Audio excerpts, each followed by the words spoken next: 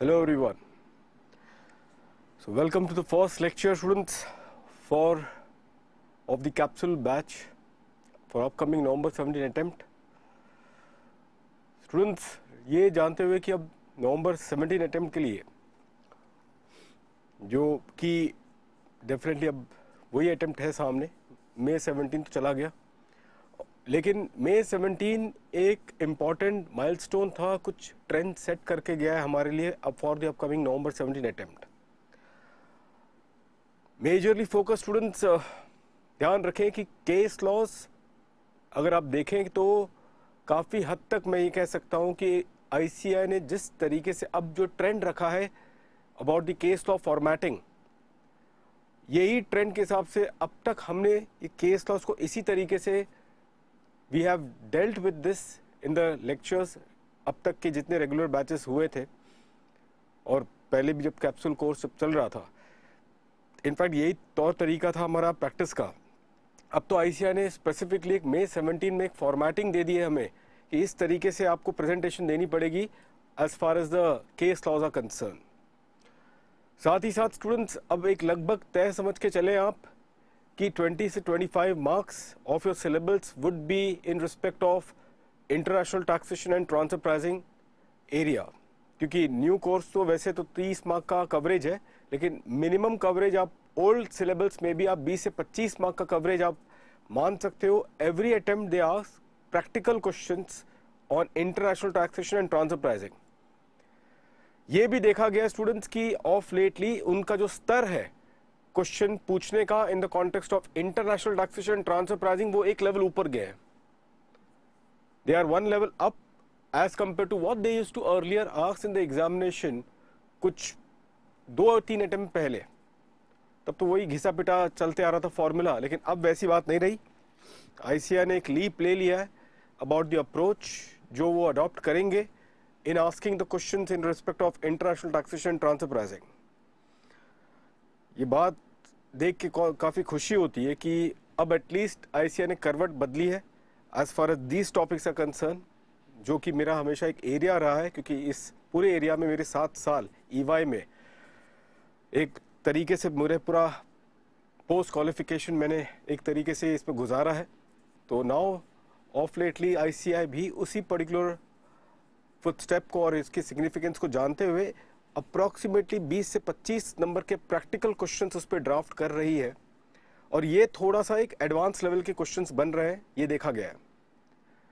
Then there after students ये भी एक हमारे सामने ट्रेंड ये बना है, स्टूडेंट्स देख रहे हैं कि जब कंपटीशन ऑफ टोटल इनकम वाले जो क्वेश्चंस जब बनते हैं 16 नंबर के, उसमें उनकी लेंथ बराबर से मैनेज नहीं करने की वजह से काफ़ी और टाइम कंज्यूमिंग उनका हो जाता है so far as that question is concerned. Question definitely काफ़ी competition of total income एक लेंदियस एस्पेक्ट है, लेकिन ICAI भी ये उम्मीद करती है कि अगर ये क्वेश्चन उसके एडजस्टमेंट्स अगर स्टूडेंट्स इसको कर पा रहे हैं तो they have to manage it within the limited time frame. तो वो एक 16 नंबर का क्वेश्चन ये देखा जा रहा है कि जिसमें अप्रॉक्सीमेटली 30 से 35 मिनट लगने चाहिए. स्टूडेंट्स उसी पर्टिकुलर क्वेश्चन में अप्रॉक्सीमेटली 45 मिनट से 1 घंटा ले लेते हैं to solve the entire question. ये तो बात तय है कि स्टूडेंट्स वो क्वेश्चन को अटेम्प्ट करता ही है, क्योंकि ऐसा होता है ना कि एक क्वेश्चन का ही ऑप्शन मिलता है and out of this huge syllabus वही एक क्वेश्चन है जहाँ पे स्टूडेंट्स को लगता है कि वो एक डिसेंट अटेम्प्ट कर सकते हैं, but because of mismanagement of time they are not in a position to handle this particular question pretty well. तो उस वजह से भी ये देखा गया है कि स्टूडेंट्स जो अब मिसमैनेजमेंट में एक सबसे बड़ा क्वेश्चन ये सामने आता है कि भाई फिर किस तरीके से उसको मैनेज किया जाए. तो कैप्सूल बैच में हम ये सारे बिंदुओं पर फोकस करेंगे that exactly how you practice these particular set of questions, और उसको किस लेवल पे कितना आपको उस पर एडजस्टमेंट्स के नोट्स लिखने पड़ेंगे सो एज टू एंश्योर कि वो टाइमली क्या हो जाए, एक तरीके से कंप्लीट हो जाए. Beyond that students contemporary topics भी यहाँ पे काफ़ी आई हैं, जैसे कि एवरी फाइनेंस एक्ट में ये देखा जा रहा है कि कुछ नए एरियाज ऑफ टैक्सेशन गवर्नमेंट ने ढूंढ निकाला है, और वो भी एक सिग्निफिकेंट कवरेज 10 मार्क का बनता है as far as your examination are concern. New areas of taxation, बहुत सारे एरियाज, जैसे कि आपके पास है बायबैक के कॉन्टेक्स्ट में एक टैक्सेशन स्कीम है, रेट एक कंसेप्ट है, real estate investment trust, securitization trust, alternate investment funds. So there are some special scheme of taxation जो basis रखता है for certain categories of SSC। तो उस context में एक 10 नंबर का क्वेश्चन एक्सपेक्टेड आप मान के चले, और वो भी एक प्रैक्टिकल लेवल पे क्वेश्चन बनता है as far as examination are concern. अब क्योंकि वो प्रैक्टिकल लेवल का एक क्वेश्चन है, इस वजह से हमारा भी अप्रोच कैप्सूल कोर्स में एक प्रैक्टिकल लेवल पर ही हम रखेंगे। ये कैप्सूल कोर्स स्टूडेंट्स आपको आइडिया होगा, वैसे आप लोग को फ्रेंड्स से भी पता होगा कि ये काफ़ी हम डिसाइसिव तरीके से इसको करते हैं कि हर टॉपिक का जो सिग्निफिकेंस एरिया है उस सिग्निफिकेंस एरिया पे ही हम क्या करेंगे, अपना बल ज़्यादा देंगे। इस पे काफ़ी पार्टिसिपेटिव रोल रहेगा, क्योंकि ये टोटल कैप्सूल सेशन 30 से 35 क्लास का होता है मैक्सिमम। तो यहाँ पे जो नवंबर 17 के लिए सारा सिलेबस में जिन एरिया में जिस लेवल पे हमें फोकस करना है, मैं वो पूरी चीज़ क्लास में आपको करवा दूंगा। अपार्ट फ्रॉम दैट हम एवरी सेशंस में आपको असाइनमेंट भी दिया करेंगे, so that you are in also in a position to go home and do certain practice on your own. इसका बेनिफिट यही होगा आपके लिए कि by the time the course will end, ये सबसे बड़ा सब्जेक्ट जो पूरे दोनों ग्रुप का सबसे, मैं कह सकता हूं कि द मोस्ट मॉन्स्टर एक सब्जेक्ट जो बोला जा सकता है direct tax in terms of its share volume, जो कि किसी भी स्टूडेंट्स को इंटिमिडेट कर सकता है। तो ये शेयर वॉल्यूम को हम tactfully, decisively and with the aim that आप इस पेपर में किस तरीके से मैक्सिमाइज कर सके अपनी स्कोरिंग को, वही फोकस हमारा बना रहेगा so far as this particular capsule batch is concern. Students, जहां तक आपको मटेरियल्स की बात होगी, मैंने नई कैप्सूल की किताब निकाली है फॉर सेकेंड एडिशन। ये भारत लॉ हाउस से निकला है सेकेंड एडिशन।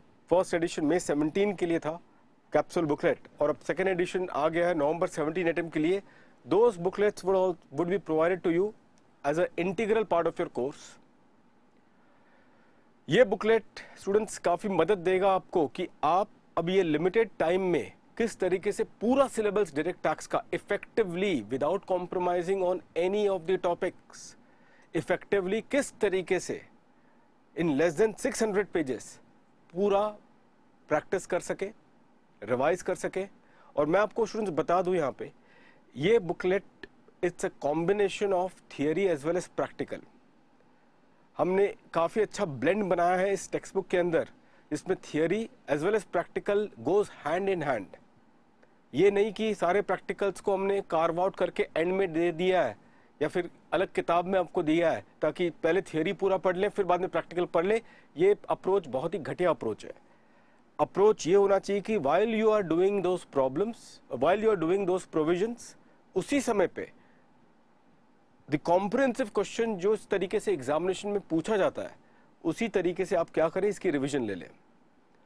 तो अकॉर्डिंगली आपको प्रोविजंस के साथ साथ उसके प्रैक्टिकल प्रॉब्लम्स जितने भी बने होंगे साथ साथ में कवर कर लिया जाएगा। क्लास में भी हम मैक्सिमम प्रॉब्लम्स को रिवाइज करेंगे, सॉल्व करेंगे, तो आपका उससे मनोबल बढ़ जाएगा। स्टूडेंट्स, मई 17 और नवंबर 17 में एक सबसे बड़े स्टूडेंट्स ये सोच में है कि कुछ चेंजेस खास हुए नहीं है, तो वो बहुत गलत सोच रहे हैं। मई 17 और नवंबर 17 में काफ़ी चेंजेस आए हैं इन terms of circular notification plus students taxation second amendment 2016 को पास किया गया था, जो मई 17 के लिए तो एप्लीकेबल नहीं था लेकिन वो नवंबर 17 अटेम्प्ट के लिए एप्लीकेबल है। तो हमने वो सारे एस्पेक्ट को अपनी किताब में रखी है, अलॉन्ग विद जितने उस पर प्रैक्टिकल क्वेश्चंस बन सकते हैं हमने उस पर बनाए हैं। ये हम हमेशा ध्यान रखते हैं, we actually create those questions कि क्या पॉसिबल क्वेश्चंस एग्जामिनेशन में बनेंगे, वो चीज़ को हम क्या करते हैं एक तरीके से कैप्चर करते हैं कि these are the possible areas of question जो एक्सपेक्टेड हो सकता है as far as examination are concern. और उसकी प्रैक्टिस क्लास में ले लेते हैं, प्लस किताब में भी मौजूद है। तो एक अच्छा खासा कॉम्प्रिहेंसिव कवरेज बन जाएगा students as far as your November 17 attempt is concern. साथ ही साथ students as we proceed further एक सरप्राइज होगा आप लोगों के लिए, वैसे तो रेगुलर बैच के लिए भी है, कैप्सूल कोर्स स्टूडेंट्स वालों को भी ये पेश की जाएगी ताकि आपको लगे कि direct tax is Indeed in your finger tips. तो जैसे क्लास बढ़ती जाएगी तो उस चीज़ का आपको हाईलाइट किया जाएगा, तो आपको लगेगा कि डायरेक्ट टैक्स इंडीड काफ़ी अल्टीमेट आसानी से कवरेज किया जा सकता है, और आपका उस पर जो भी थोड़ा बहुत डर रहेगा इस सब्जेक्ट को लेके या मिसकंसेप्शन रहेगा इस सब्जेक्ट को लेके, वो पूरा दूर हो जाएगा as the course will proceed by. बस स्टूडेंट्स आपसे एक ही उम्मीद है, और यही उम्मीद है कि आप पूरी तरह से डेडिकेटेड रहें।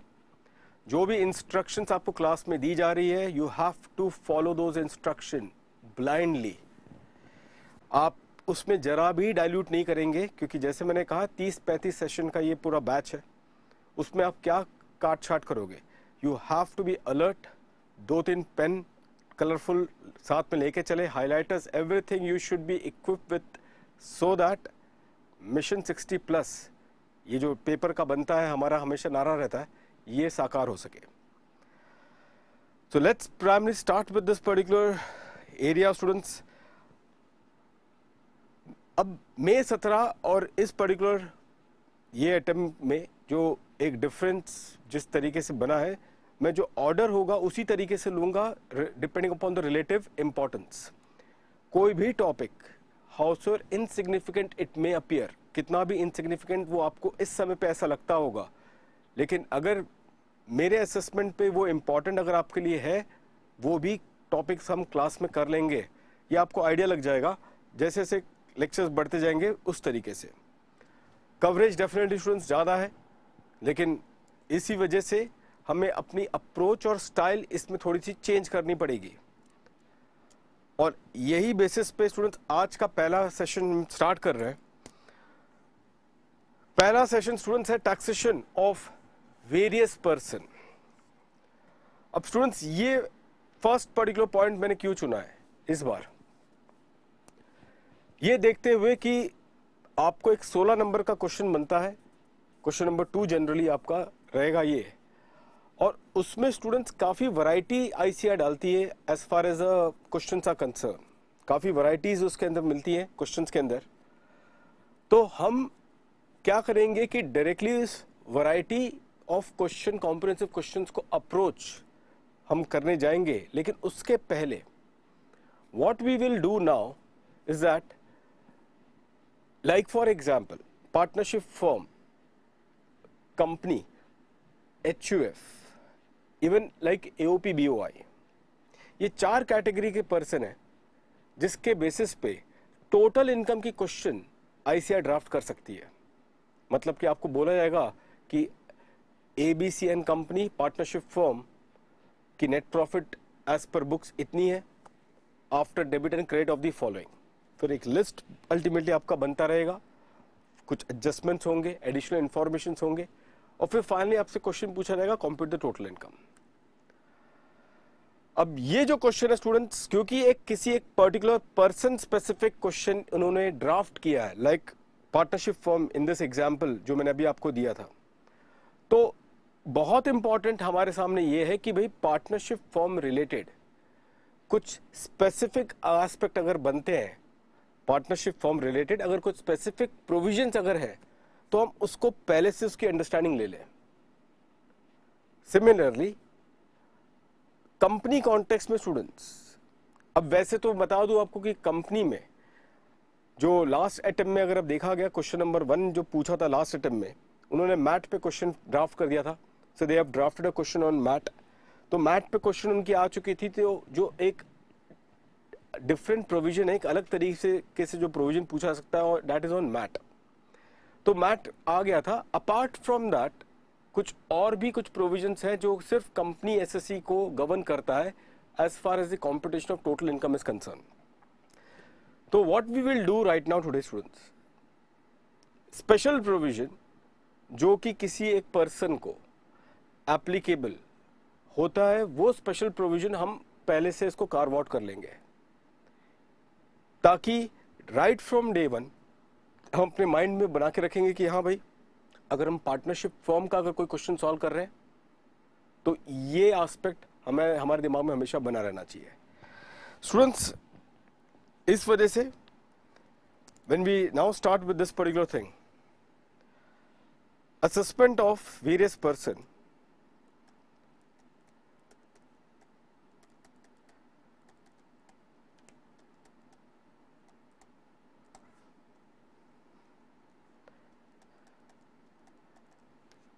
इस असेसमेंट में ध्यान रखना स्टूडेंट्स, दो एस्पेक्ट होंगे, special provision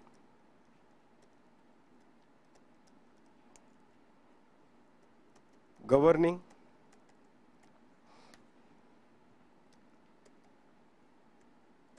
the computation of total income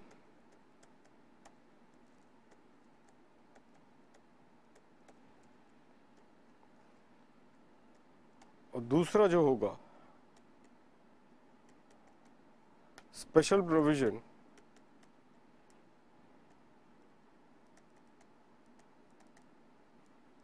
governing the computation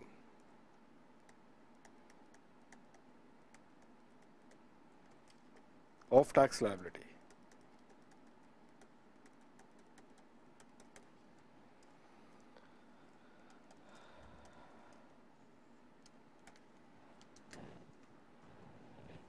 special provision governing the competition of total income, जो एस्पेक्ट आपको टोटल इनकम कॉम्पिटिशन में ध्यान रखना चाहिए वो अल्टीमेटली यहाँ पे देख लिया जाएगा। दूसरी बात, जो एस्पेक्ट उनकी टैक्स लायबिलिटी डिटर्मिनेशन को इम्पैक्ट देता है वो पर्टिकुलर पॉइंट वो हम इस पर्टिकुलर केस में देख लेंगे। तो आज की क्लास में ध्यान रखना, ये जो एरियाज होगा स्टूडेंट्स, मैंने पहली क्लास को इसके लिए चुनाव इसके लिए किया है, उसका अपना रीज़न है कि जब मैं कभी भी हम लोग हेड्स ऑफ इनकम या जो भी हम डिस्कशन अब करते जाएंगे आगे,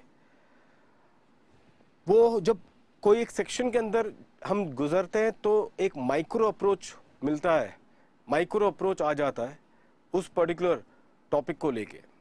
हमें माइक्रो अप्रोच से भी बिल्डअप करना है with the macro approach. Macro approach मतलब कि ओवरऑल जब कंपटीशन टोटल इनकम होगा तो किस तरीके से वो पर्टिकुलर एरिया को हम कार्व आउट करके इसको समझेंगे। तो that is one of the very critical aspect कि हम लोग सेक्शन में जब चले जाते हैं तो मैक्रो एस्पेक्ट हमेशा भूल जाते हैं।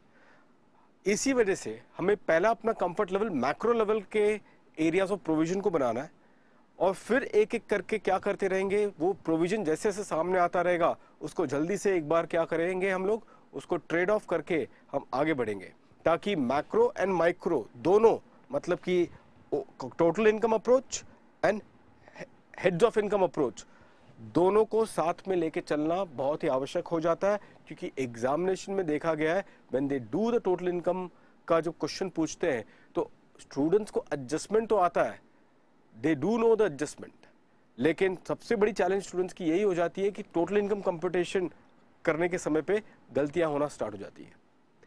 तो उसका एक ही वजह है क्योंकि आपने सिर्फ माइक्रो अप्रोच किया था, हेड्स ऑफ इनकम ही करते गए, कभी भी आपने total income as a whole आपने कभी पकड़ा ही नहीं वो चीज़ को, तो उसका खामियाजा आपको एग्जामिनेशन में भुगतना पड़ता है। And that's the reason why we do this thing as a first particular class, so that आप उस चीज़ को पकड़ के रहें। स्टूडेंट्स, इस पर्टिकुलर अटेम्प्ट में जैसे कि पर्सन के डेफिनेशन में जब मैं बात करूं, so the most critical aspect जो हमारे सामने बनेगा for this coming attempt would be the partnership firm,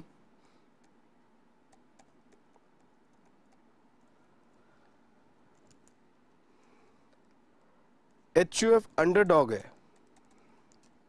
जैसे कि आपने देखा था पाकिस्तान टीम को किस तरीके से एक अंडरडॉग थी और टूर्नामेंट जीत गई, उसी तरीके से HUF भी एक अंडरडॉग का रोल अपनाता है। 16 मार्क का ये कभी भी आपको क्या कर सकता है, ये बुरी तरह से अल्टीमेटली आपको घायल कर सकता है। अगर HUF का क्वेश्चन दिख गया तो आपको कभी तो किया नहीं है अब तक, तो इस वजह से इसको यहाँ पे आजमाना जरूरी है। सो HUF is also one of the aspect जिसको हमें ध्यान रखना है एंड कंपनी यहाँ पे लिख के and then thereafter AOP BOI. Partnership firm और एओपी बीओआई को मैं साथ में ले लूँगा क्योंकि मोर लेस थोड़े प्रोविजंस मिलते जुलते हैं, मतलब कि यहाँ पे कंपैरिजन हो जाएगा और साथ ही में क्या हो जाएगा, एक एरिया कवर हो जाएगा। So let's start with this one students. आप लोग जो भी मैं नोटिंग करता रहूँगा as a matter of protocol, आपको बता दूँ आपको भी अपनी किताब में कैप्चर करनी पड़ेगी। एक बात आप मान के चलें कि उतना आप लिख लोगे कैप्सूल ये 30-35 क्लास में, जितना अब तक आपने आईपीसीसी से लेके सीए फाइनल तक उतनी आपने लिखी नहीं होगी डायरेक्ट टैक्स के बारे में। तो रेडी हो जाइए, ये पहले आप कॉपी कर लेना। कर लिया कॉपी आप लोगों ने? चलो जल्दी से 1 मिनट का समय दे रहा हूँ, कॉपी कर लो इसको।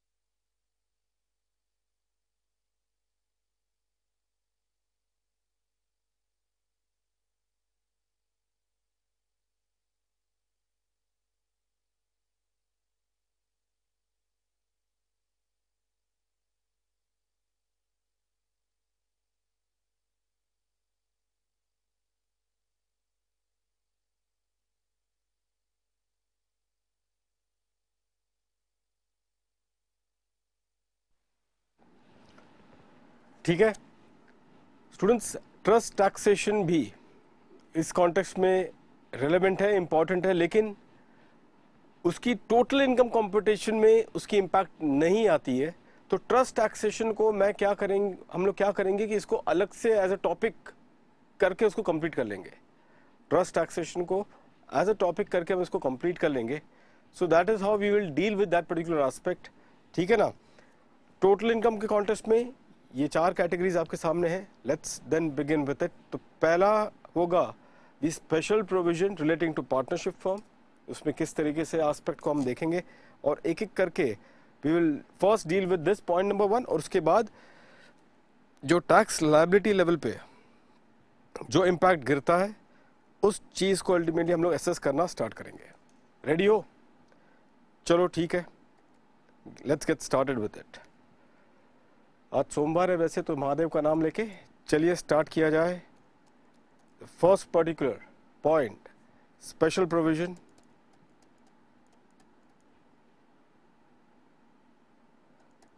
in relation to the computation of total income किसका?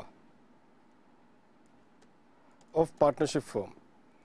पहले पार्टनरशिप फॉर्म कर लेता हूं मैं स्टूडेंट्स, उसके बाद एओपी बीओआई साथ ही में मैं उसको कंसिडर कर लूंगा। पहले पार्टनरशिप फॉर्म। अच्छा बता दूं यहाँ पे स्टूडेंट्स, लेक्चर अप्रोक्सीमेटली अराउंड 2.25 से 3 घंटे की क्लास होगी डेली। आज पहली क्लास है तो कंसेशन मैं आज दे सकता हूँ क्योंकि काफ़ी सेंटर्स में फ़िलहाल अगर टेक्स्ट बुक अगर बाय चांस नहीं होगा तो चलो ठीक है, कोई दिक्कत नहीं है। फर्स्ट लेक्चर और to an extent even second class, पहली 2 क्लास में वैसे हमें टेक्स्ट बुक की ज़रूरत नहीं है क्योंकि हम कंसेप्ट को अनफोल्ड कर रहे हैं। उसके बाद after 2 session students text book आपको रखना पड़ेगा अपने साइड में, सो एज टू इंश्योर कि साथ साथ में वो पूरा टेक्स्ट बुक भी कंप्लीट हो जाए और आपकी अपनी एक मटेरियल रेडी हो जाए पूरी तरह से। ठीक है ना?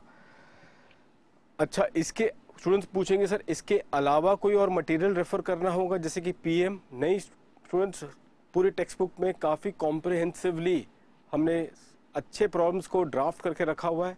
आप उसी की प्रैक्टिस बना लें अच्छे से, I think it is more than sufficient. लेकिन अगर कोई स्टूडेंट्स ओवर एक्साइटमेंट में अगर करना चाहते हैं, शायद उनके पास टाइम होगा, फॉर रीज़न बीइंग शायद कुछ आपको एग्जामिशन आपको मिला होगा एक आध कोई पेपर में, अगर टाइम होगा तो मैं आपके लिए ईयर मार्क कर दूंगा कि भाई देख लो, अगर कुछ देखने का मन कर रहा है तो मैं आपके लिए कुछ क्वेश्चंस ईयर मार्क कर दूंगा। बस आप उसी में सीमित रहना स्टूडेंट्स, आप लोगों को कोई भी चीज़ बाहर से देखने की जरूरत नहीं पड़ेगी, ठीक है।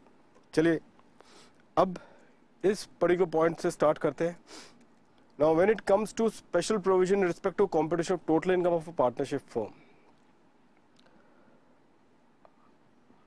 पहले तो स्टूडेंट्स नोटिस करना कि पार्टनरशिप फर्म की जो अपनी कॉन्स्टिट्यूशन है, कॉन्स्टिट्यूशन एक ध्यान रखना, यहाँ पे दो एरियाज आपको केयरफुल रहना पड़ेगा in terms of its constitution. Partnership firm में be careful on one of the aspect. एक स्पेशल कंसेप्ट है इसमें, वो है आपका change in constitution of the firm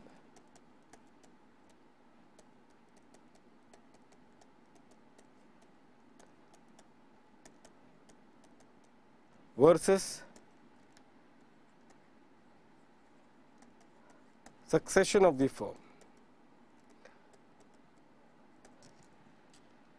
पहली बात ये ध्यान रखें स्टूडेंट्स की पार्टनरशिप फर्म के अंदर एक सेक्शन है, सेक्शन 184, वो ये कहता है, कुछ कंडीशंस ले डाउन करता है, बस आप इसको सुन के ले, वो अपने आप में काफ़ी है, कि एक फर्म का अपना एक इंस्ट्रूमेंट होना चाहिए which should be signed by all the partners. वो इंस्ट्रूमेंट का नाम क्या है?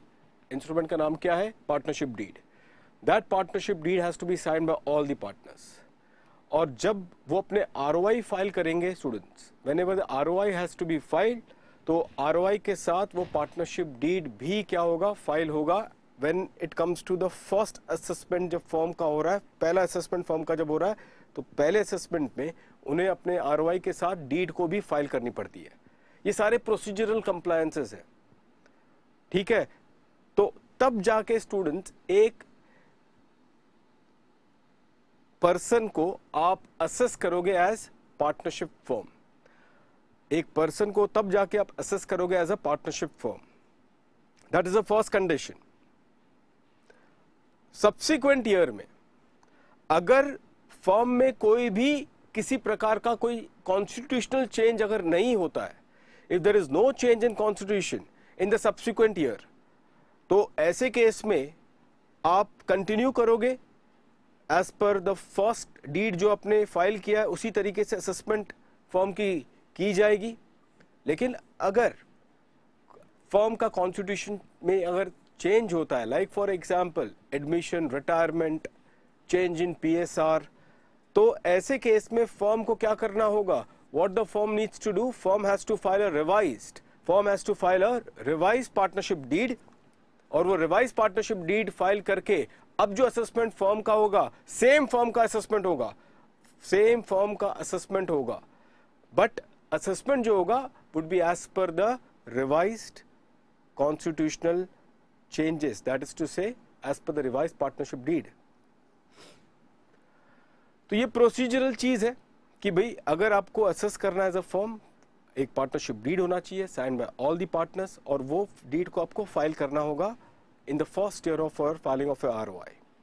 अगर कोई चेंज नहीं होता तो सेम असेसमेंट कंटिन्यू होगा। अगर आपका कॉन्स्टिट्यूशन में कोई चेंज होगा तो आपको एक रिवाइज पार्टनरशिप डीड फाइल करनी पड़ेगी, और उस रिवाइज डीड के हिसाब से वो सेम फॉर्म को हम असेस आगे कंटिन्यू करेंगे। प्लीज नोट करना स्टूडेंट्स, कॉन्स्टिट्यूशनल अगर फॉर्म का चेंज होता है, पर्सन वही है, अभी भी पर्सन वही है। Be very careful on that. आप बोलोगे ठीक है सर, फिर चेंज क्या हुआ है? अल्टीमेटली अगर ये आप रिवाइज पार्टनरशिप डीड को फाइल करने के लिए आप कहते हो, सो एग्जैक्टली फिर वो आप बोलते हो कि सेम फॉर्म ही असेस हो रहा है। लाइक फॉर एग्जांपल पहले A, B एंड C थे, C रिटायर हो जाता है, तो अब फॉर्म में A एंड B बचे। तो हम तो यही कहते हैं कि सेम फॉर्म ही अभी भी असेस हो रहा है, कोई भी नया फॉर्म एग्जिस्टेंस में नहीं आया। तो क्वेश्चन ये सामने आता है, तो फिर ऐसे क्यों कि हम एक नया डीड फाइल कर रहे हैं और आप बोल रहे हो कि अब जो असेसमेंट होगा that would be as per the new deed that has been filed. बिल्कुल स्टूडेंट्स, क्योंकि बहुत चीज़ें में चेंजेस आ सकती है। फॉर एग्जाम्पल, फर्म की जो लाइबिलिटी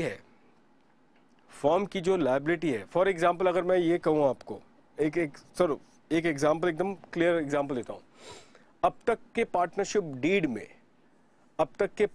डीड में इंटरेस्ट एंड रिम्यूनरेशन का कोई भी प्रोविजन नहीं था। So there was no provision in respect of giving the interest and remuneration to the partner. अब तक कोई प्रोविजन ही नहीं था, लेकिन अभी एक प्रोविजन आपके सामने आ गया है, whereby interest and remuneration will be paid by the firm to its partners.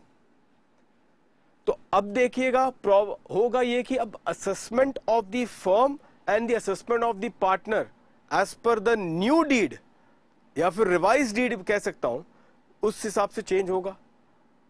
क्योंकि before that amendment in the partnership deed कोई ऐसा प्रोविजन ही नहीं था, तो फर्म कोई भी रिम्यूनरेशन दे दे या इंटरेस्ट दे दे, वो फर्म के हाथ में डिसअलाउ होता था। मतलब कि वो रिम्यूनरेशन एंड इंटरेस्ट का जो अमाउंट है, फर्म को डिसअलाउ करके वो इनकम वो फर्म के हाथ में आप टैक्स करते थे before the deed got revised.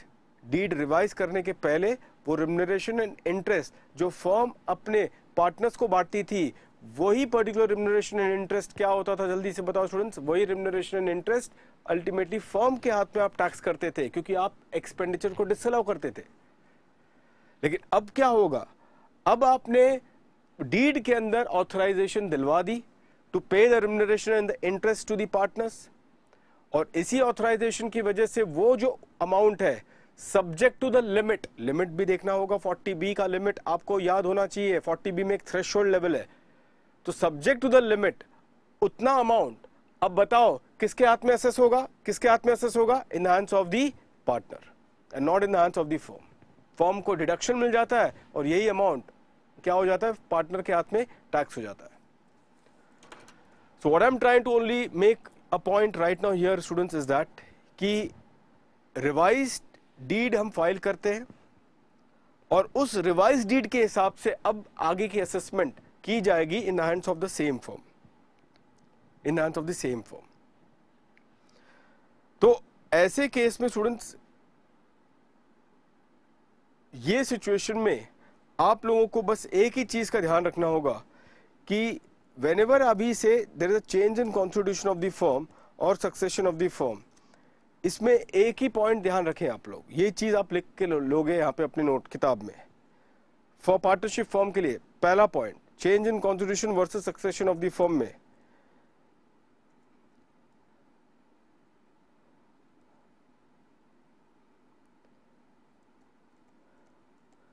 Change in constitution, लिख लो स्टूडेंट्स इसको, change in constitution of the firm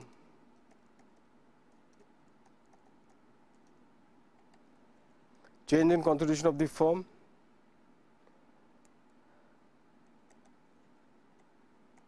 is said to have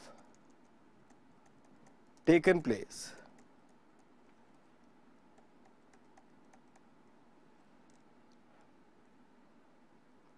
when at least one partner is common before and after the change। तो minimum one partner का common होना जरूरी है, तब जाके वो क्या होगा, it will be a change in constitution. तो जैसे कि रिटायरमेंट अगर होता है ABC पहले था ना, और फिर C रिटायर होता है, तो before the change and after the change who are the partners who were common before and after the change, बताएं who were the partners who were common? A and B. तो accordingly A and B were the common partners before and after the change, तो ये change in constitution माना जाएगा, and that is exactly how it has to be looked upon। यहाँ पे आगे लिखना students, यहाँ पे the assessment of the firm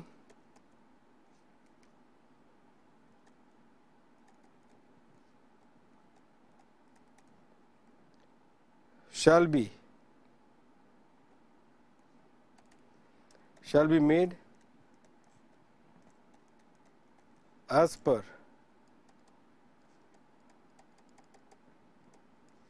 the revised partnership deed, as per the revised partnership deed.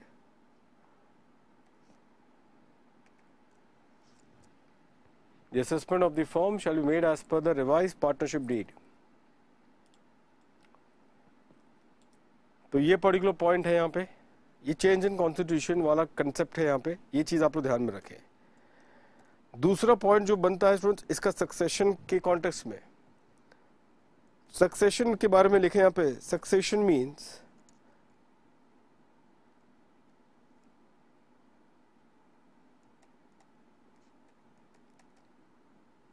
other than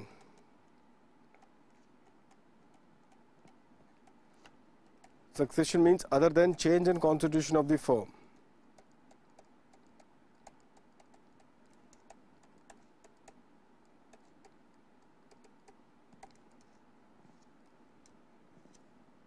Other than change in constitution of the firm. तो change in constitution of the firm उसको छोड़ के बाकी जो भी concept होगा उसको हम सक्सेशन मान के चलेंगे। मतलब कि ए बी एंड सी ये तीन पार्टनर थे from 1 April 2016 to 30th of September 2016। A B C were partners from 1 April 2016 to 30th September 2016। फिर from 1 October 2016 till 31st March 2017, 1 अक्टूबर 2016 से लेके 31 मार्च 2017 तक DEF वेर दी पार्टनर्स। तो ऐसे केस में क्या हुआ स्टूडेंट्स, बताए कि क्या अब ये चेंज इन कॉन्स्टिट्यूशन से माना जाएगा, whether it would be considered as a change in constitution, and answer is no. क्यों? रीजन काफी क्लियर है, मिनिमम एक कॉमन पार्टनर होना चाहिए था before and after the change, जो कि इसमें है नहीं, और इसी वजह से क्या होगा, this would be considered as a succession of the firm.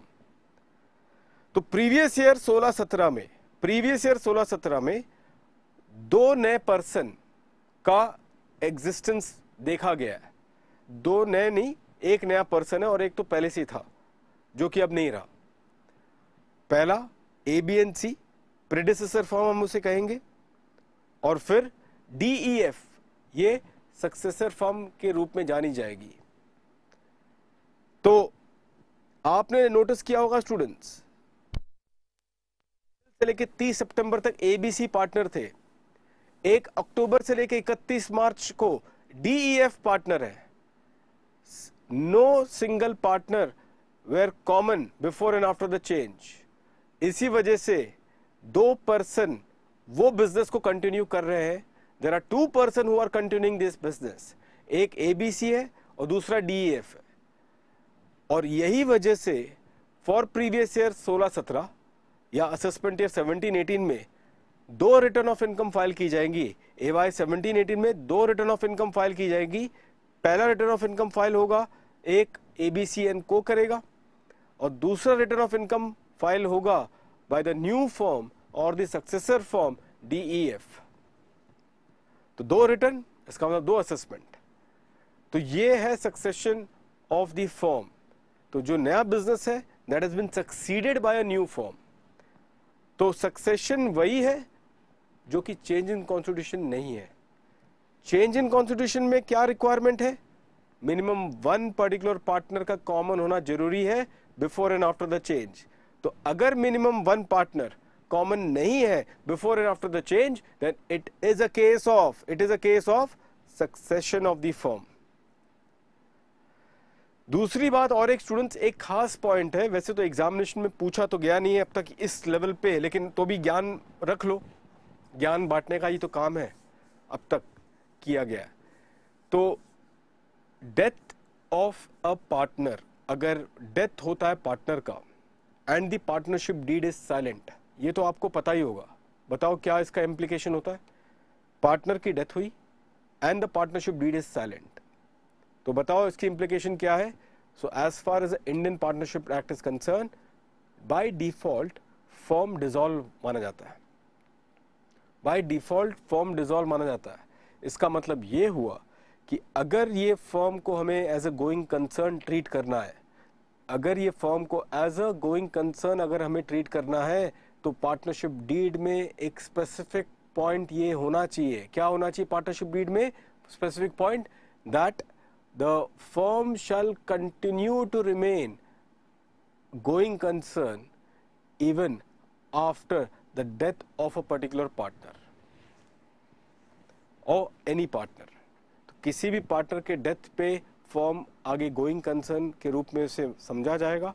तो अगर ऐसा प्रोविजन डीड में स्पेसिफिकली अगर प्रोवाइड करके रखा हुआ है, then in that case it will be considered as a change in constitution, ना कि डिसोल्यूशन ऑफ द फॉर्म। क्योंकि अगर फॉर्म डिसॉल्व होता है और फॉर्म का बिजनेस को आगे कोई और कंटिन्यू कर रहा है, फॉर्म डिसॉल्व होता है और फॉर्म के बिजनेस को आगे और कोई कंटिन्यू करता है, तो हम उसको भी मानेंगे एज अ चेंज इन हम उसको भी मानेंगे as a succession of the firm. So we will treat that as a succession of the firm. तो ये एस्पेक्ट स्टूडेंट्स हमेशा ध्यान में रखें। ये एक्चुअली इस लेवल पे कोई ऐसी टेस्टिंग नहीं हुई है स्टूडेंट्स की, लेकिन चलो ठीक है, चर्चा कर लेना अच्छा हो जाता है। जब तक आए तो एक चीज आप में एक रिकैप हो जाए, जो चीज आपने पहले इसको पढ़ा होगा एट एनी लेवल। तो succession means other than change in constitution of the form. यहां पे लिख लेना even in the case of dissolution of the firm,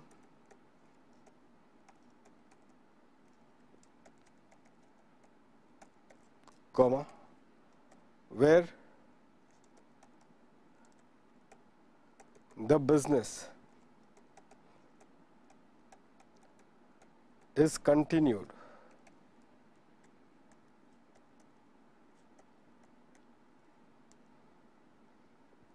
by the new firm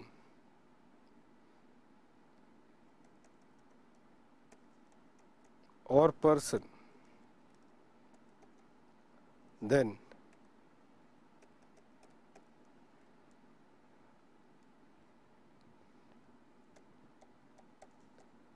it shall be considered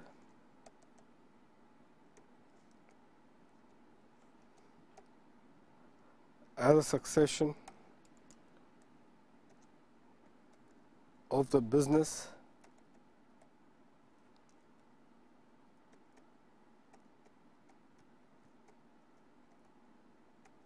by the new firm or person, full stop।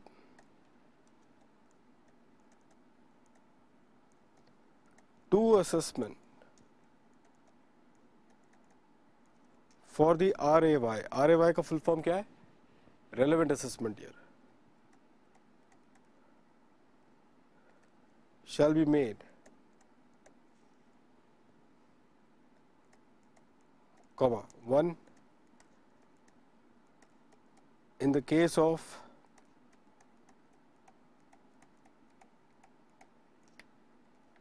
predecessor firm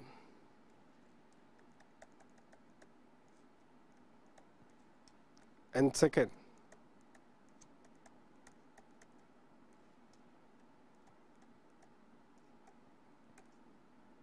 in the hands of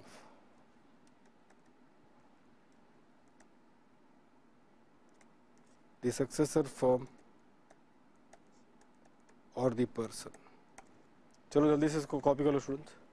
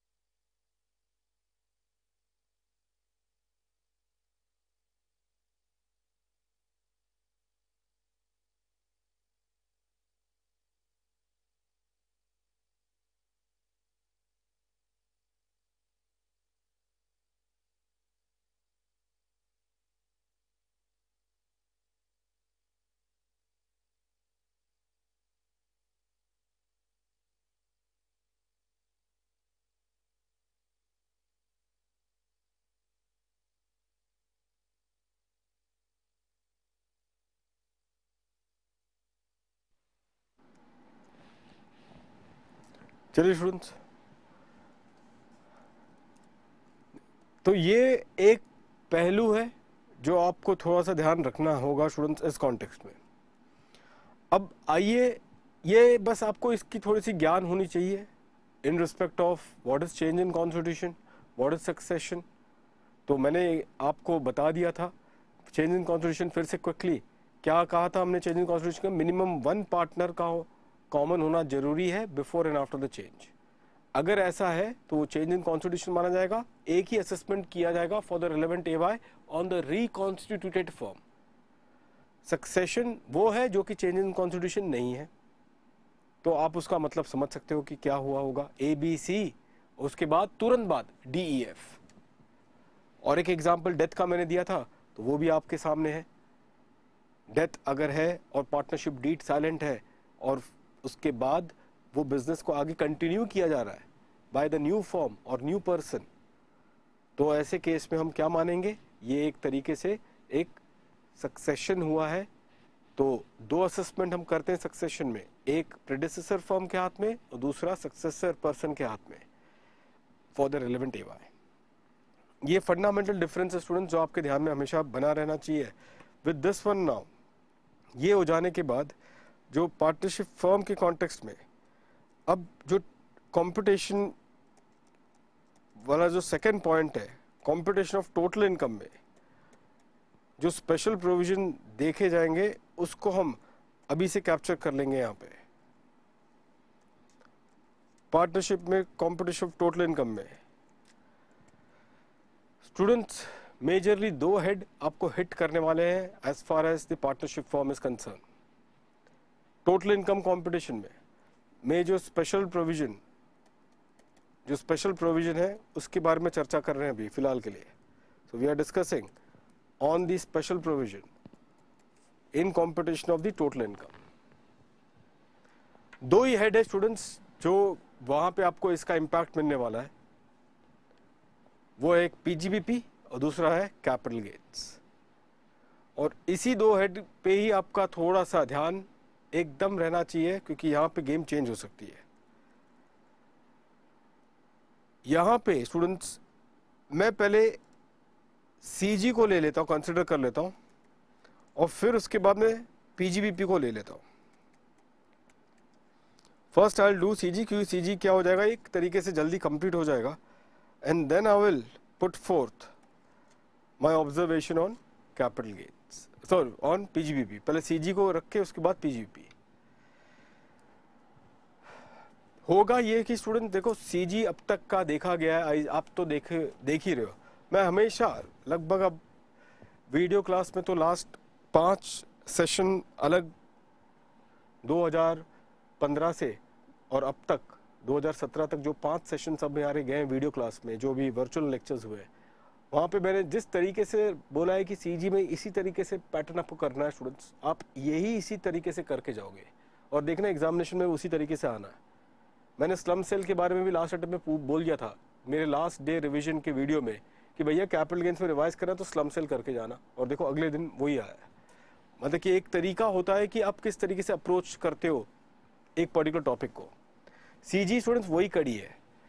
आपको करना क्या होता है कि आप अगर उसको थोड़े थोड़े प्रोविजंस को पहले कर लेते हो तो बचता है सिर्फ core area of focus on CG।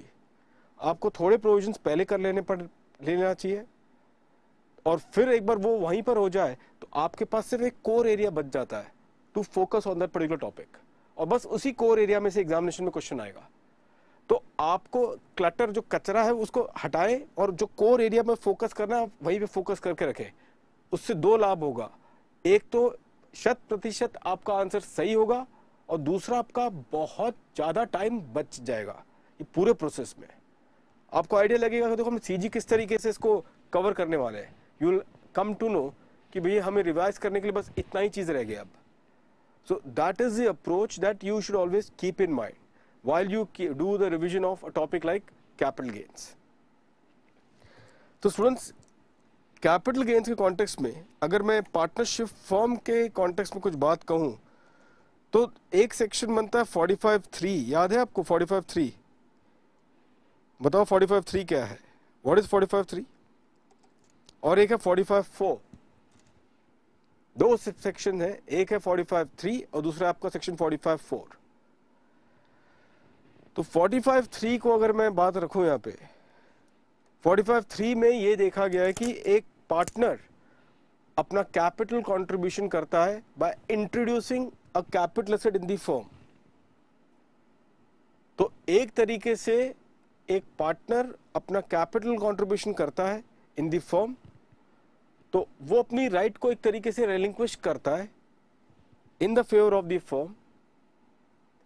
तो ऐसे केस में वो ट्रांसफर के डेफिनेशन के अंदर कवर्ड है, और क्योंकि ये ट्रांसफर के डेफिनेशन के अंदर कवर्ड है, इस वजह से पार्टनर के हाथ में कैपिटल गेन का चार्ज लग जाएगा। तो any asset, any capital asset which the partner contributes in the firm as his capital contribution, then in that particular case the partner shall be chargeable for the capital gains tax. इसके बाद आपको और एक बात रखी है 45(3) ने। क्या बात रखी है 45(3) ने? कि इन कॉम्प्यूटिंग द कैपिटल गेन्स, जब आप कैपिटल गेन्स कंप्यूट करोगे 45(3) में, तो जो फुल वैल्यू ऑफ कंसिडरेशन आपको लेना है स्टूडेंट्स, बताओ क्या लेना है फुल वैल्यू ऑफ कंसिडरेशन, जल्दी बताओ। What is the full value of consideration जो आप अडॉप्ट करोगे? बिल्कुल सही, the amount that is recorded in the books of the firm. जो फर्म ने वो अमाउंट को रिकॉर्ड किया है इन इट्स बुक्स, वो बन जाएगा the full value of consideration in the hands of the firm. तो यहां पे capital asset introduced by the partner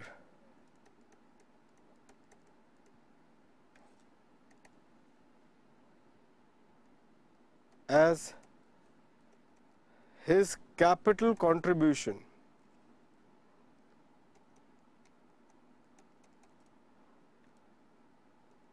in the firm. Capital asset introduced by the partner as his capital contribution in the firm. और क्या यहां पर है? CG chargeable हो जाएगा किसके हाथ में? In the hands of the partner. In the hands of the partner. ये एक बात हो गई। और लास्ट में एक जो पॉइंट है, बताओ क्या था वो स्टूडेंट्स?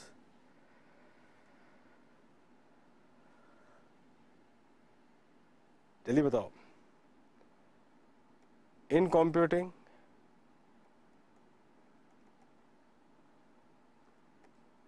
दी सीजी कंप्यूट करने के समय फुल वैल्यू ऑफ कंसिडरेशन मैंने क्या बोला था आपको? The fair market value as on, किस दिन पे? The fair market value as on the date, sorry the fair market value, अरे यार फेयर मार्केट वैल्यू नहीं,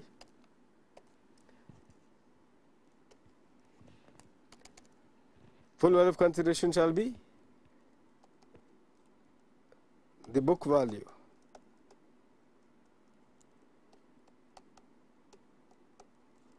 recorded by the firm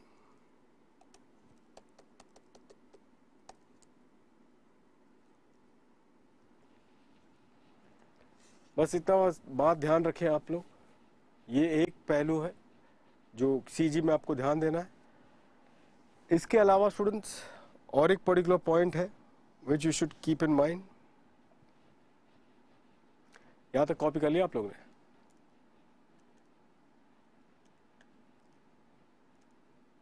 ठीक है,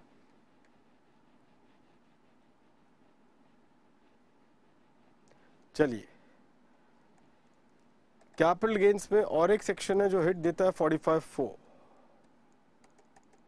अभी भी बता रहा हूं स्टूडेंट्स, ये सारे एक्सरसाइज हम कर रहे हैं हेड्स ऑफ इनकम में एंट्री के पहले ही। मैं क्या कर रहा हूं, कुछ पर्सन स्पेसिफिक प्रोविजंस को हम पहले से कार्व आउट कर देंगे, ताकि उसकी रिवीजन आपको करनी पड़ेगी एट अ मैक्रो लेवल, वो आप अलग से उसकी रिवीजन करते रहेंगे। हेड में जाके उसकी रिवीजन नहीं करना चाहिए, नहीं तो वही दिक्कत हो जाती है ना कि फिर टोटल इनकम कंपटीशन ठीक से नहीं बन पाता। आप लोगों ने ऐसा तो महसूस किया ही होगा कि जिस तरीके से हम पढ़ते हैं डीटी और जिस तरीके से एग्जामिनेशन में क्वेश्चन आता है, दोनों का अप्रोच एकदम अलग है। इसका मतलब कहीं ना कहीं हमें अपना पढ़ने का तरीका और पैटर्न को चेंज करना होगा, और वही वजह है कि हमें पहले मैंने वही पर्सन स्पेसिफिक स्पेशल प्रोविजंस को सामने रखा ताकि वो लेवल के प्रोविजंस को आप अलग कर लें, उसको हम एक लेवल पर रिवीजन करते रहेंगे, फिर जैसे हेड्स ऑफ इनकम आता रहेगा हमारी रिवीजन उसकी अलग से बन जाएगी।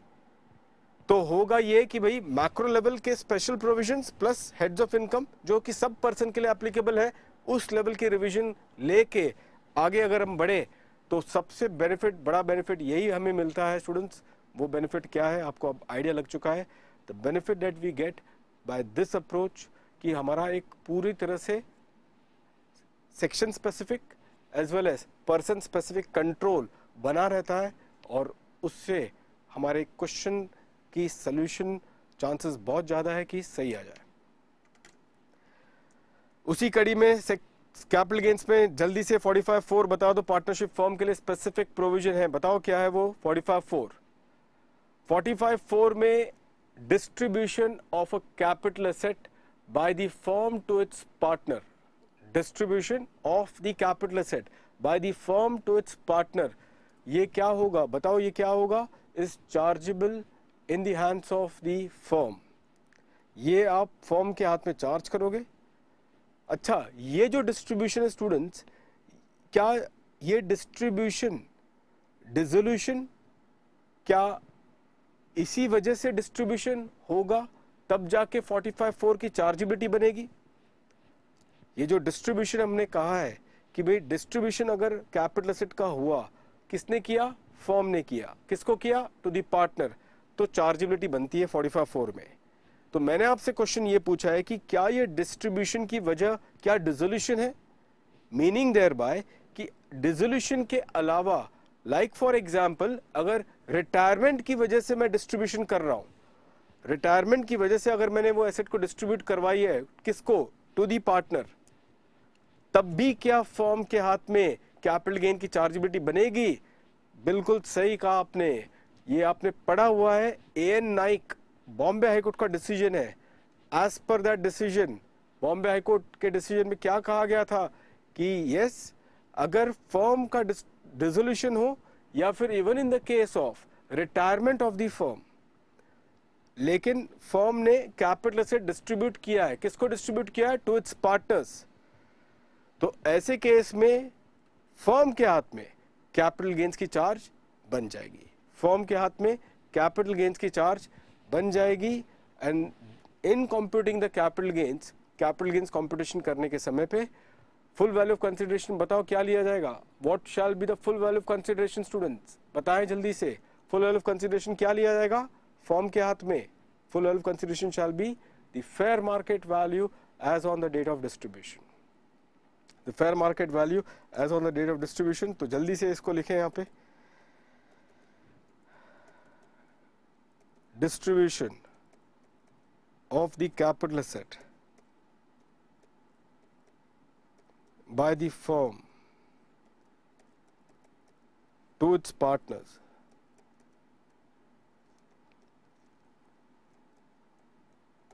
on account of dissolution or otherwise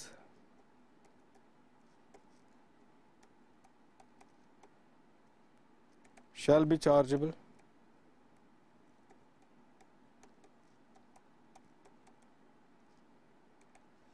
in the hands of, shall be chargeable in the hands of the, किसके हाथ में चार्जेबल होगा, shall be chargeable in the hands of the firm। Full value of consideration बताओ क्या लिया जाएगा,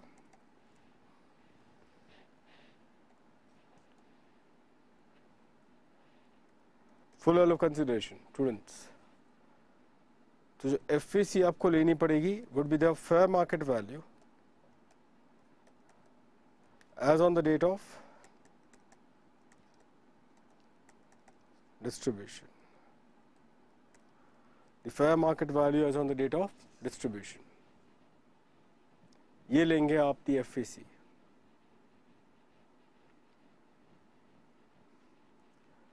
यहाँ पे एक बस ये अदरवाइज को अंडरलाइन करना स्टूडेंट्स, और उस पर एक नोट लिख देना यहाँ पे.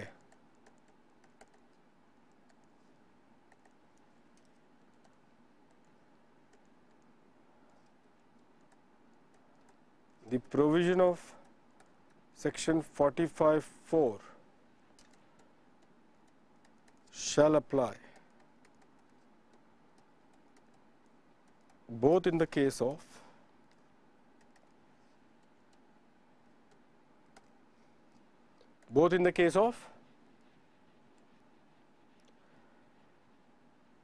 बताओ किस केस में एप्लीकेबल होगा 45(4)? Both in the case of dissolution as well as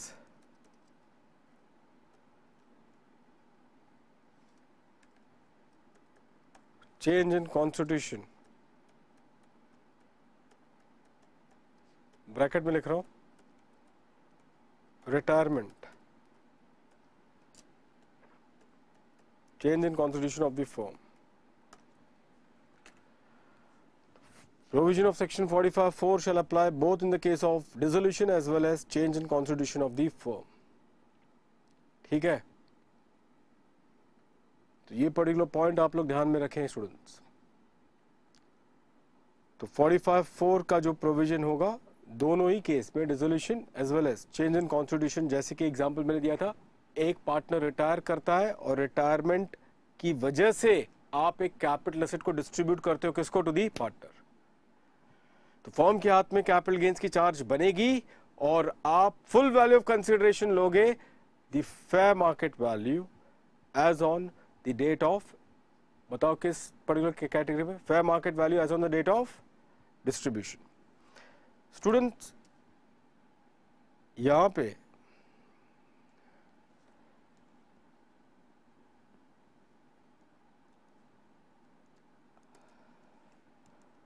एक टिपिकल एरिया में आप पिकअप कर रहा हूं आपको, और आप इस पे 1 मिनट सोचें और इसका मुझे अपनी राय दें जल्दी से. एक क्वेश्चन आपको ड्राफ्ट कर रहा हूं, यहां पे एक छोटा सा क्वेश्चन बस ड्राफ्ट कर रहा हूं. क्वेश्चन ये है कि ABCN को था,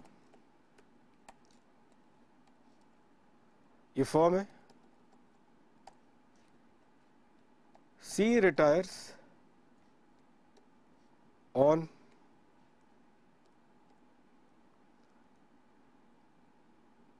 30th of March 2017.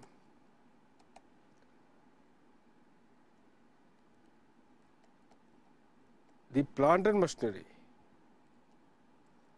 was transferred on 31st March 2017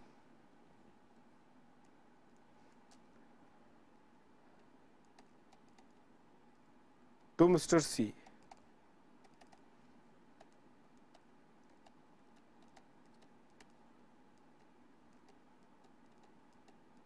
The final distribution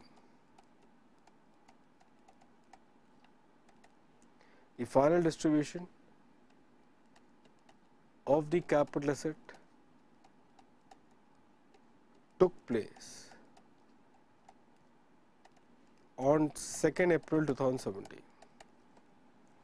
इतना बस आप लिखो, और ये सेंटेंस जो मैंने आपको अभी लिखवाया है, आप मुझे बताएं कि इसकी इम्प्लीकेशन क्या होगी. जल्दी से लिख ले इसको, और इसी सेंटेंस पे आपको बताना होगा कि what shall be the implication thereon. जल्दी से इसको लिख ले और फिर अपने इम्प्लीकेशन इस पे बताएं जल्दी से. 1 मिनट के ऊपर टाइम नहीं मिलेगा आपको.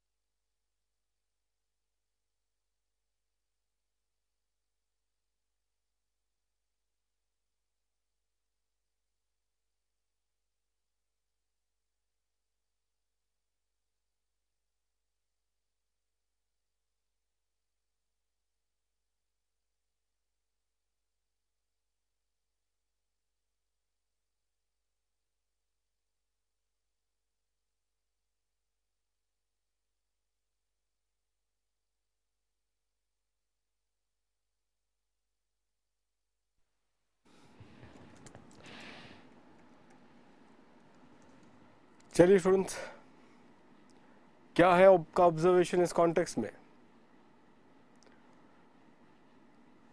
Student be careful on this one. जो चार्जेबिलिटी 45(4) की तभी बनेगी, they are using the word distribution of the capital asset. Mere transfer मतलब कि ये बोल देना कि ये एसेट अब से आपका हुआ, आपका हुआ नहीं, आपको दिल देना पड़ेगा, उनके हाथ में रखना पड़ेगा। तो चार्ज तभी होगा when there is a actual distribution. ये बोलना कि ये अब से आपका हुआ, ये नहीं होगा unless the physical distribution has taken place. The chargeability of section 45(4) will not materialize. जब तक फिजिकल डिस्ट्रीब्यूशन उस कैपिटल एसेट की नहीं होगी तब तक क्या, तब तक उसकी एक्चुअल चार्जेबिलिटी नहीं बन पाएगी अंडर 45(4). और यही वजह है कि इस क्वेश्चन में आप 45(4) में फर्म को आप प्रीवियस ईयर 16-17 में चार्ज नहीं कर पाओगे। तो 45(4) की चार्जेबिलिटी फर्म के हाथ पे कब लगेगी बताओ? कब लगेगी? In previous year 17-18। So just यहां पे लिख देना, यहाँ पे आंसर के रूप में, यहाँ पे ये चीज ध्यान रखना आप लोग। एक एटम में एज अ सेपरेट क्वेश्चन तो नहीं बना था, लेकिन इसको एक एडजस्टमेंट बना के आईसीआई ने इस पे गेम खेली थी। ये सारी गेम मैं भली बात ही इससे परिचित हूँ, आईसीआई क्या लेवल की गेम खेलती है, इसके लिए आपको अवगत करवा दूं कि किस लेवल का गेम खेला जा सकता है आप पे। तो यहां पे लिख दो, यहां पे स्टूडेंट्स, कि since the actual distribution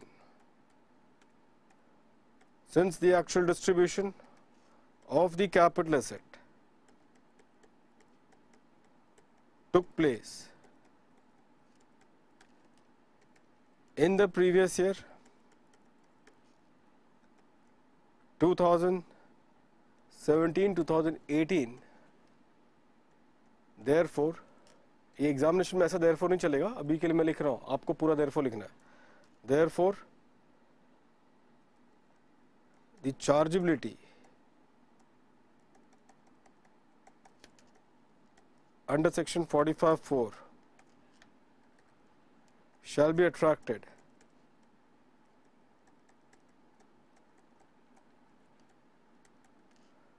only in the previous year। किस previous year में? 17-18।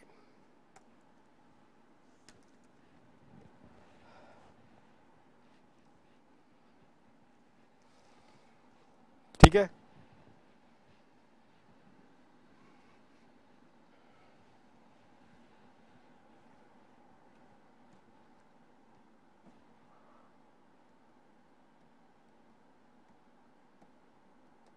यहां तक कंप्लीट हो गया।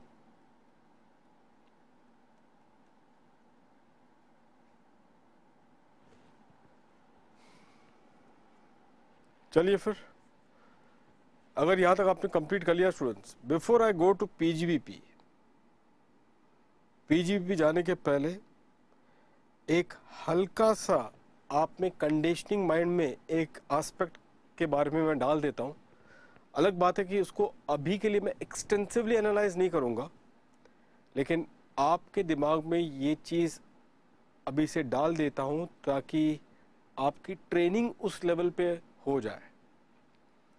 टाइमिंग क्या होगा, कब मैं क्या इंफॉर्मेशन आपको डालूंगा, किस लेवल पे आपको प्रैक्टिस करवाऊंगा, वो पूरा मेरा प्रेरोगेटिव है। मैंने कहा ना, आपको बस लगे रहना है, जैसा बोला जाता है, जितना बोला जाता है आप वैसे ही करोगे। और देखना towards the end of this particular course आप में कॉन्फिडेंस बन जाएगा really to face this examination with full confidence.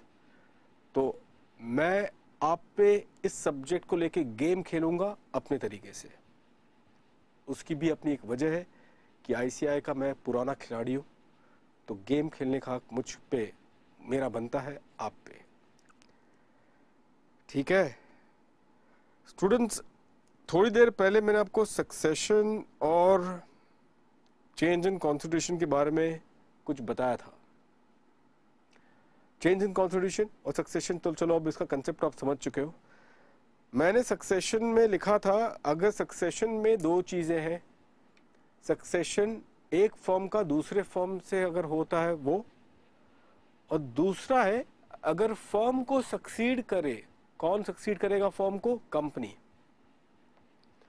So if there is a succession by a firm, succession of a firm by a company, तो समझदारों को इशारा ही काफी है।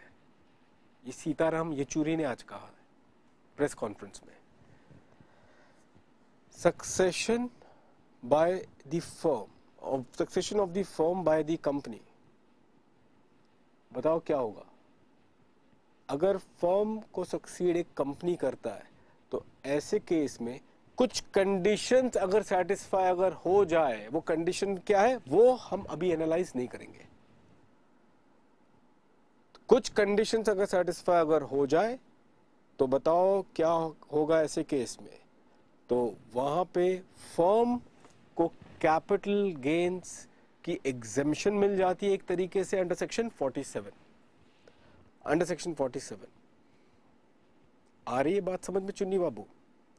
तो अंडर सेक्शन 47 में यहां पे क्या होगा? द फर्म एक एग्जेम्पशन ले लेगा from the capital gains tax.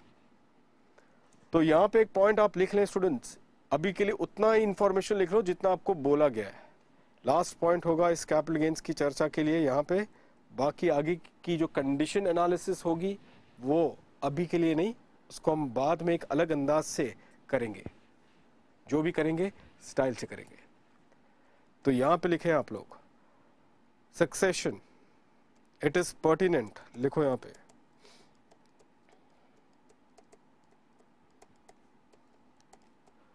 to note that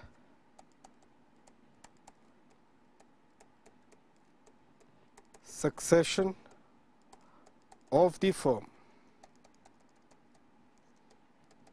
by the company, succession of the firm by the company shall, बताइए जल्दी से आगे।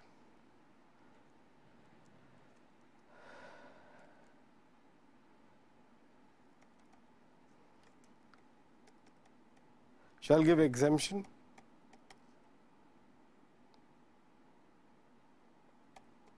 to the firm under section 47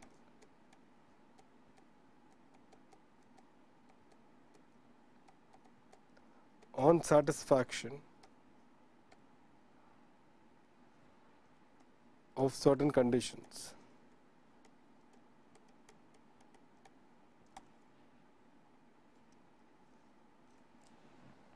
ठीक है, on satisfaction of certain conditions. चलिए यहां तक कंप्लीट कर लिया आप लोगों ने।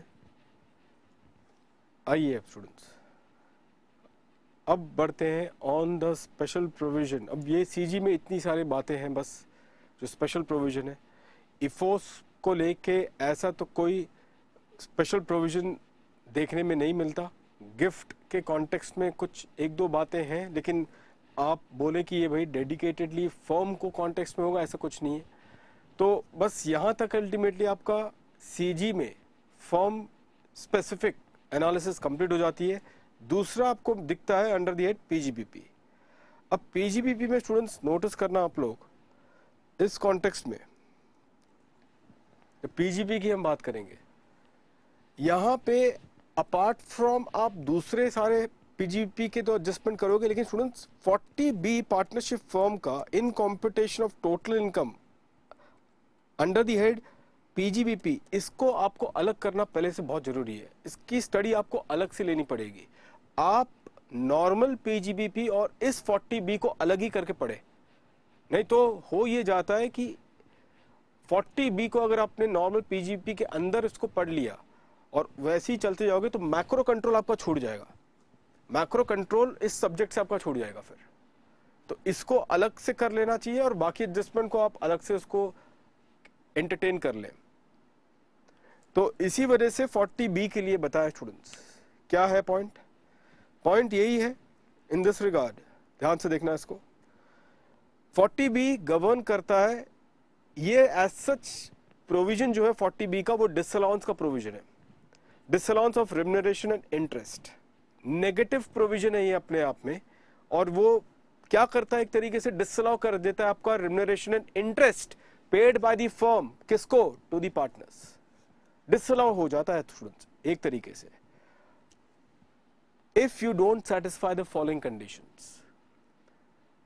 तो वो सारे कंडीशंस आपको क्यूमुलेटिवली का मतलब क्या हुआ, एक साथ, वो सारे कंडीशंस आपको क्यूमुलेटिवली क्या करने पड़ेंगे, सेटिस्फाई करने पड़ेंगे, तब जाके ही क्या होगा, आपको रिम्यूनरेशन एंड इंटरेस्ट का जो डिसअलाउंस है उसके प्रकोप से आप बच सकोगे।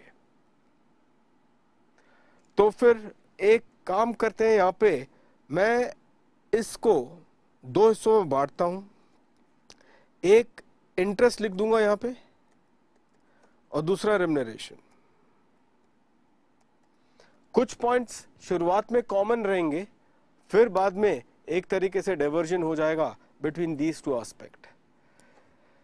40B स्टूडेंट ध्यान रखें, दो चीज के बारे में कहता है, पहले तो कंडीशंस है जो आपको ध्यान में रखना पड़ेगा, और दूसरा होगा स्टूडेंट्स उसकी लिमिट। दो चीज है, जो कॉमन कंडीशंस है वो आपको बता दूं यहां पे कंडीशंस में पहली तो बात है ऑथराइजेशन।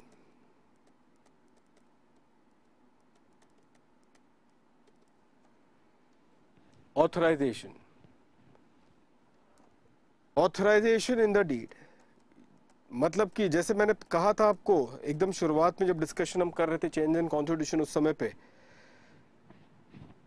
अगर डीड ऑथराइज नहीं करता the payment of remuneration and interest, और अगर फर्म ने ये रिम्यूनरेशन एंड इंटरेस्ट पार्टनर्स को पे भी कर दिया, तो ये जो अमाउंट है ये फर्म के लेवल पे टैक्स होगा, ना कि पार्टनर्स के लेवल पे। क्यों फर्म के लेवल पे टैक्स होगा, क्योंकि ऑथराइजेशन नहीं होने की वजह से ये फर्म के हाथ में डिसअलाउ हो जाता है, जिससे उनकी टोटल इनकम बढ़ेगी, तो ये अमाउंट किसके हाथ में टैक्स होगा, फर्म के हाथ में। तो ये पर्टिकुलर पॉइंट स्टूडेंट्स आपको समझना चाहिए इस कॉन्टेक्स्ट में कि ऑथराइजेशन मैंडेटरी है, और ये ध्यान रखना स्टूडेंट्स, ये ऑथराइजेशन जो होगा इसकी जो इफेक्ट होगी प्रोस्पेक्टिव होगी, ना कि retrospective. What do you mean by this, prospective होगा ना कि रेट्रोस्पेक्टिव। मतलब क्या हुआ इसका, इसका मतलब ये है स्टूडेंट्स कि अगर 1 जून 2016 से अगर ये पार्टनरशिप डीड में ऑथराइज किया जाता है, क्या ऑथराइज किया जाता है, that the remuneration shall be paid by the firm to its partners 1 जून से, तो ये अगर उन्होंने रेट्रोस्पेक्टिवली भी अगर उन्होंने एक तरीके से डीड में मेंशन कर दिया है, even though it is been mentioned in the deed with a retrospective effect, इसका मतलब ये नहीं होगा कि आप बैक डेटेड से, मतलब कि फ्रॉम 1 अप्रैल से आप उसकी डिडक्शन दिलवाओगे। ये इसकी इफेक्ट तभी से बनेगी जब से ये डीड में ये क्लॉज डाला गया है, मतलब प्रोस्पेक्टिवली ही इसकी इफेक्ट दी जाएगी। तो 1 जून से अगर ये डीड में इसको शामिल किया गया इस क्लॉज को, तो 1 जून से ही रिम्यूनरेशन एंड इंटरेस्ट का आपको डिडक्शन देना होगा। तो ये पॉइंट आप लोग ध्यान में रख के चलेंगे, just be very careful in this regard. तो ये कंडीशन लेवल पर है स्टूडेंट्स इस कॉन्टेक्स्ट में। दूसरा पॉइंट जो है यहां पे कंडीशंस में, एक चीज यहां पे जो होगा वो ये है, वो इंटरेस्ट में स्टूडेंट्स, वैसे तो इंटरेस्ट पे लिखा नहीं है, it can be given to any partner, मतलब ये सिर्फ कंपैरेटिव के रूप में आपको ये आएगा। इंटरेस्ट की पेमेंट किसी भी पार्टनर को आप दे सकते हो, लेकिन जहां तक रिम्यूनरेशन होगा सिर्फ और सिर्फ वर्किंग पार्टनर को, सिर्फ और सिर्फ वर्किंग पार्टनर को। ये पर्टिकुलर पॉइंट आपको ध्यान में रखना है स्टूडेंट्स हियर इन। इसके बाद जो सेकंड पहलू बनता है स्टूडेंट्स वो है लिमिट का। लिमिट बताएं कितनी है इसकी, ये तो आपको आइडिया है। और ये लिमिट है स्टूडेंट्स मैक्सिमम कितना,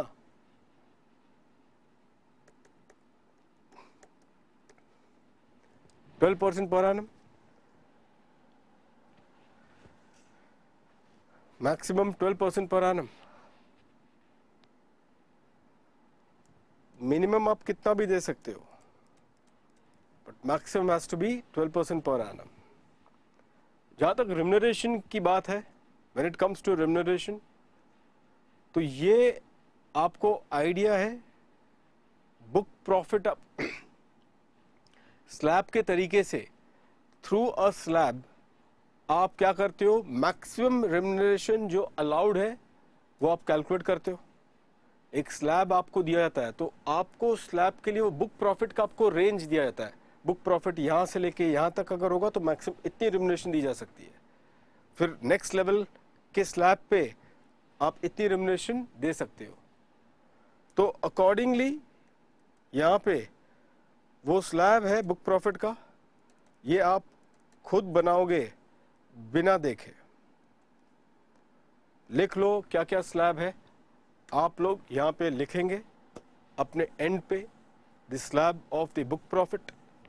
एक बार कोशिश करना, जरूरी थो ना कि ये सब चीज़ अल्टीमेटली मैं लिखाऊंगा, आप बस सिर्फ कॉपी करने का काम करेंगे। अपने एंड से लिख लो, 1 मिनट का समय दिया जा रहा है, लिखते रहिए, मैं देख रहा हूं आप लोग को। अब यहां पे ध्यान रखना स्टूडेंट्स, एक चीज केयरफुल रहना इस बात को। ये पॉइंट आप देखना किस तरीके से मैं इस्तेमाल करने वाला हूं in while we discuss the things further down the line.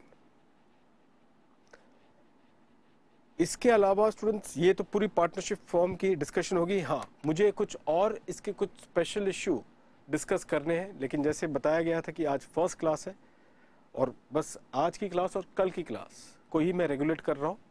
तब तक टेक्स्ट बुक्स आपके उसमें आ जाएंगे सेंटर्स में। कुछ सेंटर्स हैं जिस पे अभी भी टेक्स्ट बुक नहीं आई है, जो इन्फॉर्मेशन मिली गई है। सो पहली 2 क्लास अल्टीमेटली हम विदाउट टेक्स्ट बुक चलेंगे एंड उसके बाद विथ टेक्स्ट बुक हम अल्टीमेटली केस आगे बढ़ाएंगे। आज का फर्स्ट क्लास हमने इंट्रोड्यूस किया है असेसमेंट ऑफ द पर्सन में special provision computation of total income में, special provision in respect of tax liability computation में, उसको हम अलग से पहले बाहर निकाल लेंगे। वो हमारा पॉइंट है। हाँ, ऐसे आप पहली बार कभी इस चीज़ को इस तरीके से किए नहीं हो, वो मुझे भी पता है। आपने क्या गेम अब तक खेली है उसकी आइडिया मुझे भली बात ही है। तो इसको मैं पहले से अलग करके चलूँगा, आपको इसकी रिवीजन करते रहनी पड़ेंगी। आज की क्लास में इतना ही आप बस रिवाइज करके चलना, जितना आपको अल्टीमेटली बताया गया। ज़्यादा से ज़्यादा 10 मिनट लगना है आपको, उससे ऊपर नहीं लगेगा, क्योंकि कवरेज उतनी है फर्स्ट क्लास होने की वजह से। आपको स्टूडेंट्स मैं असाइनमेंट भी दूंगा और अगली क्लास से वो असाइनमेंट हम कुछ डिस्कस भी करते रहेंगे as we will proceed further. काफ़ी ये बायलैटरल अल्टीमेटली होगा and you will come to know how participative the engagement becomes as we go forward in the series of our lectures herein from now. मेरी नज़र आप पे बनी हुई है, ये बताना वैसे मैं ज़रूरी नहीं समझता, लेकिन फिर भी आपको बता रहा हूँ। यहाँ से लेके एंड तक you have to be very much careful about what I do, what is my instructions. आप बस उसी को अपने लेवल पे केटर करें एंड thereafter हम इस पूरे सब्जेक्ट को अच्छे से कंसोलिडेट कर लेंगे। जो टेक्स्ट बुक दिया जा रहा है, अभी भी रिपीट कर रहा हूँ, कॉम्प्रिहेंसिव है। आपको कोई और मटेरियल रेफ़र करने की ज़रूरत नहीं पड़ेगी, और एक सरप्राइज़ जैसे कि आपको बताया गया है कि which will unfold as we proceed further, वो चीज़ आपके सामने आ जाएगी। तब आपको पता चलेगा कि how direct tax become so manageable and it has never been so easy as it was being perceived earlier. ठीक है, तो चलिए स्टूडेंट्स, आज के लिए बस इतना ही। नेक्स्ट सेशन जो होगा पूरी 3 घंटे की क्लास होगी। अब से मैंने बताया 2:45 से 3 घंटे की क्लास अब से आगे कैरी किया जाएगा, तो आप बस उसके लिए अब रेडी रहे। फर्स्ट क्लास था, कंसेशन दे रहा हूँ, that's it. Okay, see you then in the next class tomorrow. Thank you very much, good day.